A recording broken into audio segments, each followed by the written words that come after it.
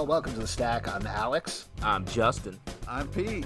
And on The Stack, we talk about a bunch of books that have come out this week. And we're going to kick it off with Far Sector number 12 from DC Comics, written by N.K. Jemisin, art by Jamal Campbell. Well, I put this first because we have been loving this book. This is, I believe, the last issue of the title, wrapping up the story of the only Green Lantern book. Yeah, the only and Green I'll Lantern tell you what, book that, this issue, Joe is, to me, the modern Hal Jordan. And this issue really cements it. Green Lantern. It's such a great take on the character. It kind of gives it a fresh, and also what's great, the art's leading the way in such a fantastic way. I love this issue. Just amazing, and the broadcast moment was so amazing, and then the shout out to the nerd line with the oath. I can't say enough great things. I haven't had this much fun Green Lantern ever, so I'm just fantastic. You really got to check out this book. I agree. The art, like with the sort of vaporwave vibe, like all the pinks and greens and blues and stuff. Like, I love that. You don't see that much in comics right now. And just the way that Joe is just such a strong character, strong Green Lantern. Especially right now, I feel like there are so many Green Lanterns like vying for the focus. Like, it's time to make Joe GL. Yeah. Love it. Hashtag make Joe GL. Moving on to another end of an era in X-Men number 21 from Marvel, written by Jonathan Hickman, art by Nick Dragotta, Russell Dauterman, Lucas Werneck, and Sara Pichelli. I believe this is also Jonathan Hickman's last issue on X-Men. He's not leaving the title or the universe at all. He's just moving on to a new iteration of it while Jerry Duggan takes over this main title here. I'll say, first of all, Pete, for your sake, I left all of the Hellfire Gala titles out of the stack last week, even though they were great, but I just didn't want to fight about them. I didn't want to argue. Nice. Yeah, I didn't want to argue. I wanted you to have a pleasant week. I want to deprive the listeners of good comic books, so Pete doesn't they were so pitch good. a fit they were so much about fun. the X-Men. Yes, of course. Yes. And I'll tell you what, Pete, get on board with this. I will not. This also, I thought, was great. I love this. I don't know what good things you can say about it. It's a bunch of people standing around fucking talking. Namor being a fucking complete douchebag like he is. What was good about this comic? The art? Great. The art was great. I'll give you that. But like fucking Pete. Cyclops with the fucking shoulder pads and the bullshit. Go fuck yourself. What did you think about the scene, Pete, where Kevin Feige has Cyclops pitch the X-Men to him? That's fun. Nope. I don't know what your definition of fun is, but like having Kevin Feige be like, "Hey, Cyclops, what's up?" Like, what is happening? Not here? how he talks. I wasn't trying to intimidate him or impersonate him. And if he talked like that, it would be okay. It would be. I spoke with a lisp. Kevin for a long Feige time. says, I'm intimidated by Pete. Yeah. I just, there's the fun. People like the baseball issues where everybody's hanging around at a cookout or whatever. And great. You guys can have fun. This just kind of at a stupid gala. Just, you know what? So can I just say something really quick? And this is me being legitimate, 100% honest and not trying to do a bit at all. Pete, I think you just hit on why I like this era of X-Men so much is because it's nothing but baseball issues. Exactly right. It's nothing but baseball issues. X of Swords was one long baseball game, essentially. Yeah. Also, I love the moment where Wolverine's got like a bunch of shrimp on her claws, and she's like, "What, me?" Okay, that was cool. Well, that's what I'm saying. That page alone is just amazing art, amazing storytelling. You got the announcement of the new X-Men team. You got just Gambit kissing Rogue on the cheek. Everyone looks so cool. Sunfire standing alone. Wolverine, shrimp on the claws. Sync with Skin giving him this huge hug with this huge emotional face. And then Polaris looking austere. Like, it's just great storytelling. You don't like it for the reasons you don't like it. But if you can look beyond them, see past your hatred of Cyclops just because he's got a cool new visor, Pete. Get on board. No way, man. These issues of X-Men are very exciting. It feels like a solid reset. All the cameos are weird in this book. It's like Patton Oswalt's in there. There's a Well, bunch it's of Patton like Oswalt and his wife, Meredith Salinger, who I believe passed away, right? Yeah. So that's a lovely tribute. Yeah, that is nice. That's a nerd tribute. Patton deserves that, and rest in peace for your wife. Sorry for your loss. But I would like to get. I would like to get some good. But I would like to fuck you for being at this X-Men party. No, I'm not mad at them. It's a very cool shout out. If I was Patton, I'd be losing my mind. I'm in an X-Men comic. That's fantastic. But what's happening right now with X-Men is very cool for some people, but I really just can't wait for it to be over. I mean, honestly, the biggest problem is that George R.R. Martin is here in the X-Men party when he should be back writing Game of Thrones books. Yeah, I mean, Kevin I actually Feige's... think maybe Meredith Salinger is alive. Yeah, his wife that died and his current wife look alike, and I think that's the wife that is alive. Okay. That's on me. Yeah. I like that you knew you made a mistake and immediately looked it up. 100%. Oh, God. Because when you said that, I was like, I mean, I'm not 100% sure, but it's fucked up if they put his dead wife in the comic. Yeah, it was just... I thought it was a tribute to her. That's very sweet if it was. It's a tribute to her is sort of a shot across the bow of the current wife. Kevin Feige, though, definitely talks like this. Yeah, good. You're definitely cutting this part, right? Yeah. We should edit this out, this right? entire podcast. Oh, great. Birthright number 50 from Image Comics, written by Joshua Williamson, art by Andrei Bressan. We had Josh on the live show this week, so definitely check that out. But this is wrapping up another big run. In this case, it's Image Comics Birthright. Justin, over to you. I love this book. I've loved this book from the jump, and Joshua Williamson has been able to do just like have this meticulous, great victory lap of an ending where he gets to really say goodbye to all the characters individually. And here we get to see what? Here we get to see. I'm just thinking about how fucked up that mistake I made was. Oh, good. Well, I'm glad you're leaking it into this next review. Go ahead. In this comic, we get to see. Also, was it Mark Maron? Was that Mark Maron at the It party? was Mark Maron, but that has nothing to do with what we're talking about. Here you are trying to get us to talk back about X-Men again. You don't make any sense. You are a human version of the X-Men baseball game. Oh, come on, man! That's you. This comic is great. Was it Eminem with the hood on? I didn't know with the baseball cap. I wasn't hard sure. to tell. I mean, weird choice either way. We get to see Mikey really coming to terms with everything he's been through and the way the issue ended. I won't spoil it. And honestly, we did spoil it on the live show. We did. But Hard. it is really sweet. And it really, it brings the story to a close in a way I didn't expect, yet feels totally appropriate. I just want to say, kudos to Justin. He called it early on this book. For me, it took a little bit to really understand the compass of everything that was happening. But I am so happy that I listened to Justin and got on board with this book because you want to talk about an unbelievable ride with just such an unbelievable payoff and the emotions. There was so much action, so much great stuff. And then just the way it ended was so touching. And to hear, him talk about the way it paralleled his life, really fantastic. Really good. It was a great interview. I mean, I guess what it comes down to is a broken clock is right twice a day. Right, Pete? I want to ask you guys a question about Birthright. And just to be clear, Pete's the broken clock in this analogy. Yes. Oh, yeah. So I've already reached maximum amount of embarrassment here, so I feel perfectly comfortable asking you guys this question that I did not feel comfortable asking Josh on the live show. Did you think the entire time that this comic book... That is uncomfortable. Yeah, it's very uncomfortable. Yeah.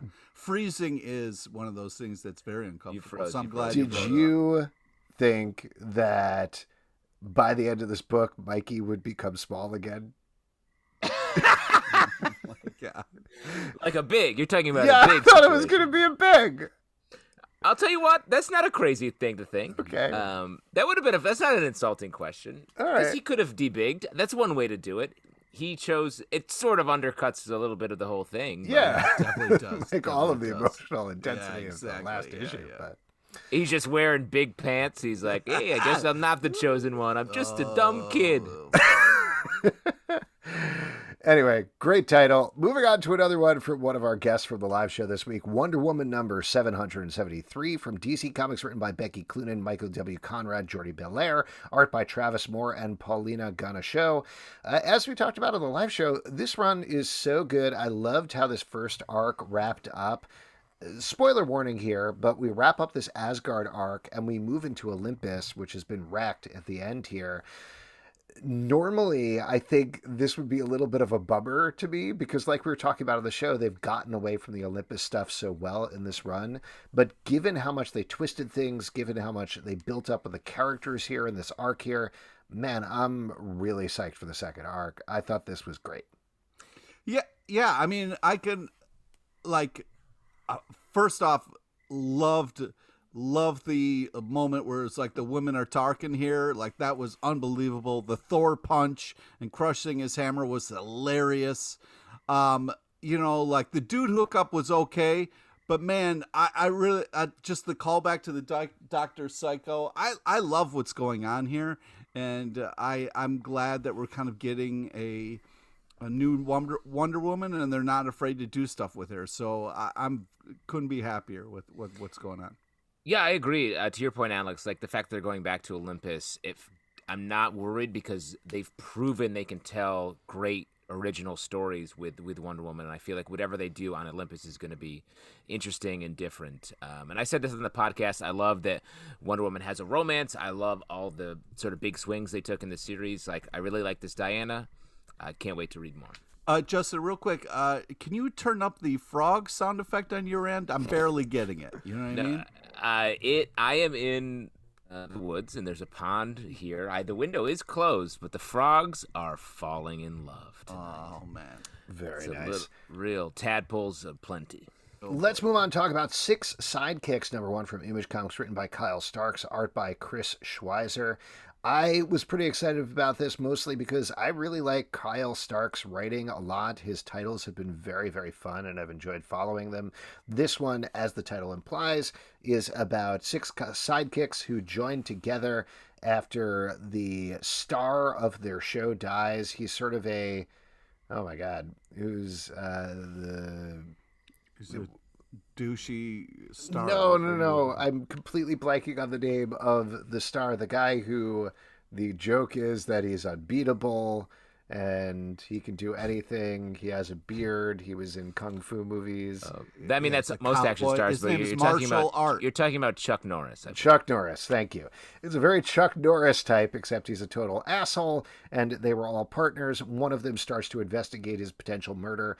I thought this was very fun, a really good setup. I like this book quite a bit. What did you guys think?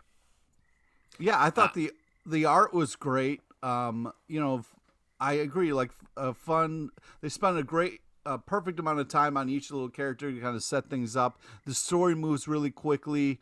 I really thought the style and the storytelling worked well. I thought it does a great job as kind of a first issue, getting you excited for more. It sort of has a little bit of Scott Pilgrim flavor in its structure, and I appreciate that in the art. It's a fun book. I agree. Next up, The Joker, number 4 from DC Comics, written by James Tynion IV and Sam Johns, art by Guillem March and Mirka Andolfo. What's that, Al? You're frozen? What? I just heard a couple tiny syllables there. Oh, okay, great. The Joker, number 4 from DC Comics, written by James Tynion IV and Sam Johns, art by Guillem March and Mirka Andolfo. This is bringing Commissioner Gordon to the Joker's stronghold, and things are very rapidly falling apart as the new Bane attacks, as well as other people. As usual, the Joker gets the upper hand in a devious and diabolical way. This title is so good. I love it. I agree. I really love the art, and we also kind of get a little bit of Joker's plans here, which is cool. You don't usually kind of get a kind of Joker talking about his plans, or kind of like a little bit of him talking about it. So I really thought that was a nice kind of thing, but also like his callback to the joke of like what's black and white and red all over was really fantastic. Yeah, I like the new Bane. And a newspaper. Okay. Oh, French class. I get it. I think this book has done a great job of paying off the initial premise where it's like Jim Gordon versus the Joker. Jim Gordon dipping his foot in darkness and really facing it, and that's what we see. We see that even Joker's like, Jim, you've really dipped your foot into darkness here, and it's like they're really like they're playing with all the same materials, and I really like that. Yeah, Art's foot great. dipped in darkness, an expression that we all know. Next up, The Good Agent #2 from Image Comics, written by Pornsak, Pichetshote, art by Alexandre Tefenkgi. You, Pete, have really been liking this book quite a bit. You want to talk about it? Yeah, so we're just getting this, like, it's all heartbreaking and just amazing story about, like, this detective. And I love the fact that, like, using the colors and, like, little kind of, like, boxes, we get kind of, like, into his brain and how he's piecing things together in such a smart, cool way. I think this is really just fantastic storytelling, unbelievable art. I just been so impressed with there's only been 2 issues, but just the first and second issue here. And then we kind of get, like, this unbelievable villain who, like, is, you know, kind of like almost like a mascot type of thing. It's creepy and fantastic in all the right ways, and I can't say enough about the coloring and the paneling. It's just really cool. Yeah, this book shows off a real, like, understanding of different eras in comic books. Like, I love the sort of Art Deco design, the film noir aspects. It reminds me of a comic book that I loved from back in the day called Terminal City by, I think, Dean Motter. Really fun stuff. Next up, Rorschach #9 from DC Comics, written by Tom King, art by Jorge Fornés. In this issue, we're really getting to the meat of the mystery of everything that's been going on as our main detective goes back to the farmhouse where the new quote-unquote Rorschach and his cowgirl assistant, quote-unquote, Nice. still a little unclear, made their plans to kill a potential president of the United States. This is, in my mind, I would say kind of a lesser issue of the series, but even really? that Come is on. very good. Well, it feels like this is the one that's starting to unfold things. And it's funny that this comes right after the issue where we start to unfold things in strange adventures that, in my mind, knocked it out of the park. Here, this is a very slow unfolding. We still have a lot of information to go, but it's not like last issue. The parallel structures, the 3 parallel structures we went through, were so impressive and so well done. Here, this still was very good. Dave Stewart's coloring is gorgeous throughout, but it didn't hit me in exactly the same way. Wow. You didn't like the sort of the comparison, the Rorschach versus comedian stuff that was. Yeah. thought I it did was like such a that. nice. That was good. I Yeah, thought that's so it shut was. the fuck up. I was. Okay. I thought that was such a nice sort of line to put the characters on, and really added a little bit of philosophy to the Watchmen universe that I haven't seen in a while. And then the I hate to use this comparison, sort of Boondock Saints style breakdown of the crime scene that happened in the back half of the issue, I thought was well done here, and I like this issue. Yeah, I think it's one of those things where I don't know what's going on, but that's kind of where we started and where we still are. And what's impressive is that it's not bothering me. It's such an interesting story, and they're putting such things on the table that I'm not like it.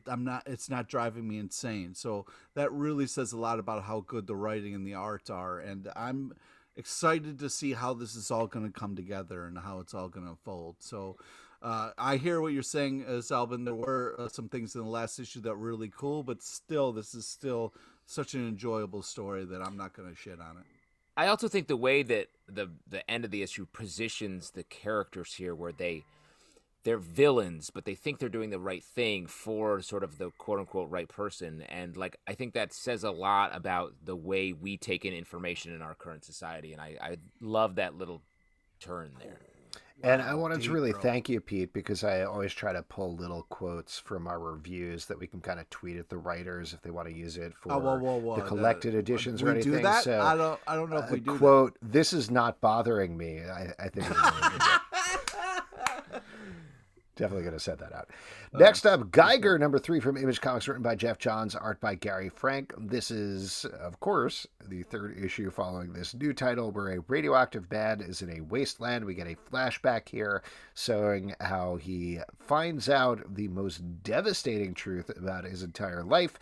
And then we flash back to the future, or the present, I guess, our present in this comic book, where he is potentially going to help 2 kids get out of a serious scrape. Pete, you like this one quite a bit. Talk about it. Yeah, I definitely am very much enjoying this book. Also, what's fun about the flashback is he's still got a dog with 2 heads, a wolf dog with 2 heads. It doesn't get explained. It's just like, yeah, that's how this guy rolls, regardless of what's going on in the time. But yeah, I think this is just a really cool design of a hero, and I love every time this guy kind of glows and kind of goes to thrash bad guys. I am not tired of it, and I want more. I think it's a very cool, interesting story, a badass effect, and I'm having a lot of fun. And then the pansy-ass king in gold there also was enjoyable. I hope he gets his comeuppance. This feels like classic action figure style comic book writing and art, where it's just like, we've got this super cool guy. He's in this like fucked up situation. Let's have these guys bounce off each other. So that's fun. Yeah. Cool. Next up, The Secret Land, number 1 from Dark Horse Comics, written by Christopher Umgard, art by Tomas Aria. This is set during World War II, I believe, and it's about a couple. They get separated. The main woman is a scientist. She gets taken to an Arctic research station by Nazis. Guess what? They're trying to open a portal of hell or something like that.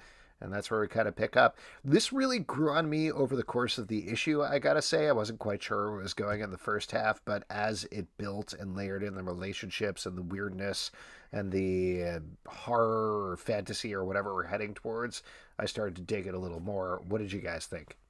The art has such a classic look to it. It really felt like that's what stuck out to me the most, and the way the sort of colors really...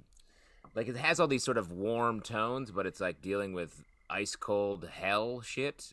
So the art really popped for me, and I like the story. I think I want to know what the whole deal is with hell. Yeah, I think it's like what is the deal with hell? As far as we'll find out eventually. As far as like a first issue goes, I think it was kind of a cool setup.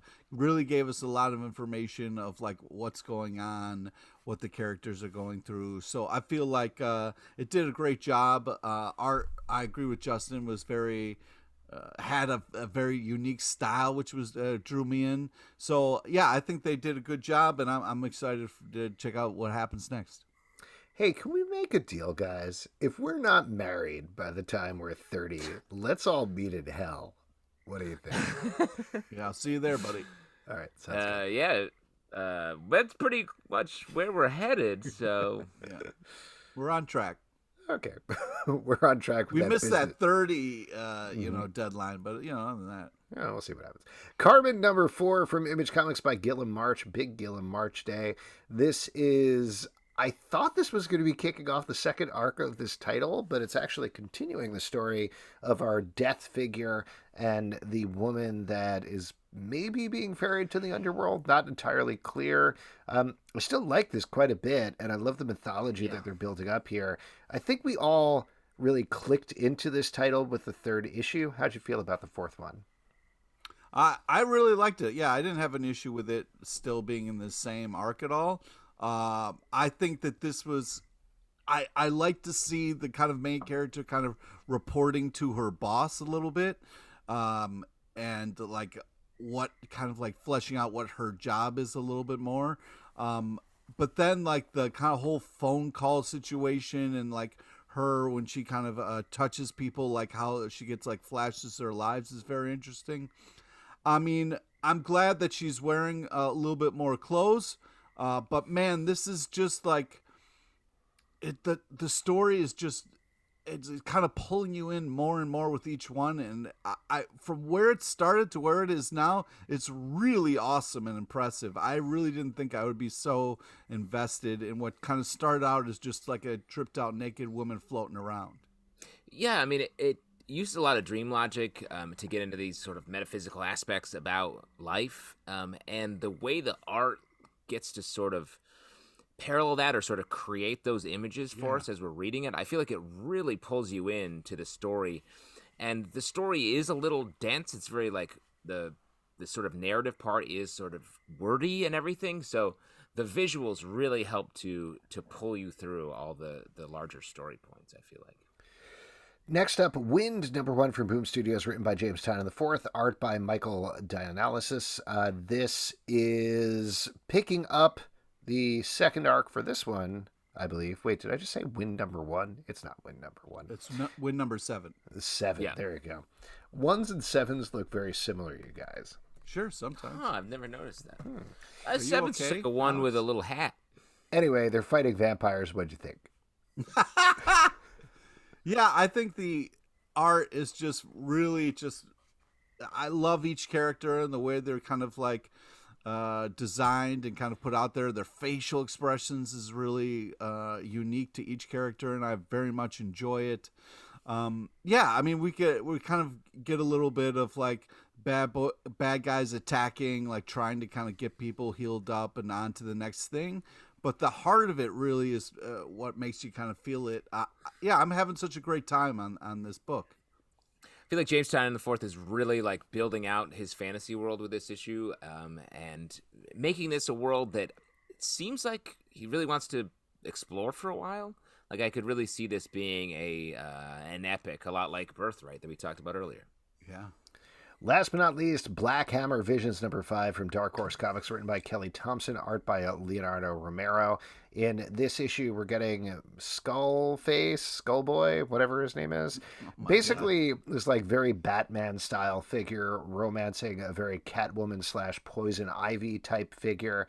And great. Every issue of this is great. It's really good. I like the It's more reviews. Catwoman than anything, but I mean, I don't know if those are actually viable comparisons, but I do think that 100% Pretty viable. Nah, Pretty viable. I mean, it's Skull guy is really different than Batman, but whatever. Bats have skulls.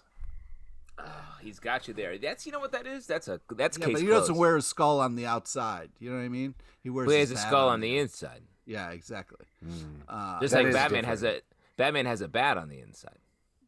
And on the outside as well. But all that I have aside, a skull on the inside. the art and the paneling is just fantastic. It kind of reminds me a little bit of a Sin City vibe, where it's like the colors are really telling the story of what's going on.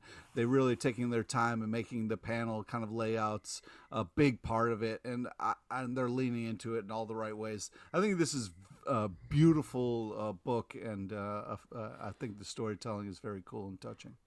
This city, all these bones in disguise, faces and meat and stuff. I gotta get all the bones.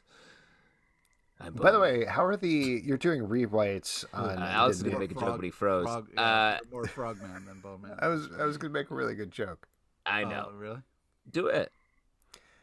How is the notes going on Robert Pattinson's Batman movie, Justin? Wow. Oh, are you making a callback to another joke that we've done? I'm not sure. Yeah, I got you. If you'd like to support our podcast, patreon.com. Wait, I gotta say it. Oh, I you gotta gotta talk say about some that book. stuff about it? I don't know what's going on. Yeah, he was Not frozen. only is this book great, but I think this series is truly a snapshot of the top comics creators in the industry right now. This series specifically, the people, the talent they've selected, the way that these issues come together, and the way they're able to tell stories that are about Black Hammer, but also commenting the way that Black Hammer does on sort of larger superhero themes and characters. Like, this is really one of the best titles out there right now. People gotta read it. If you'd like to support our podcast, patreon.com/Comic Book Club. Also, we do a live show every Tuesday night at 2 Crowdcast on YouTube at 7 p.m. Come check it out. We love to talk about comic books. iTunes, Android, Spotify, Stitcher, or the app of your choice to subscribe and listen to the show at Comic Book Live on Twitter, comicbookclublive.com for this podcast and many more. Until next time, we'll see you at the virtual comic book shop. Yeah! I'm going to dip my foot in the darkness tonight. Come on, comic book night.